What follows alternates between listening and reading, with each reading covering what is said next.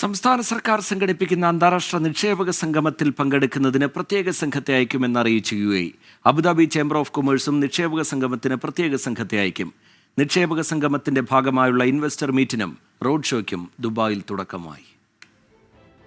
വ്യവസായ മന്ത്രി P രാജീവുമായി UAE നിക്ഷേപ മന്ത്രി മുഹമ്മദ് ഹസൻ അൽ സുവൈദി അബുദാബിയിൽ നടത്തിയ കൂടിക്കാഴ്ചയ്ക്കിടെയാണ് ഇക്കാര്യം അറിയിച്ചത്.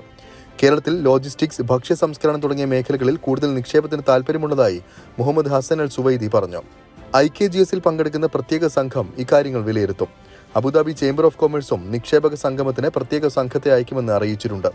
ലഭ്യമായ സ്ഥലങ്ങൾ പരിശോധിക്കുന്നതിനും നിക്ഷേപ മേഖലകൾ വിലയിരുത്തുന്നതിനും IKGSന് മുൻപായി ചേംബറിന്റെ ഉദ്യോഗസ്ഥ സംഘത്തെ കേരളത്തിലേക്ക് അയക്കുമെന്നും അധികൃതർ വ്യക്തമാക്കി.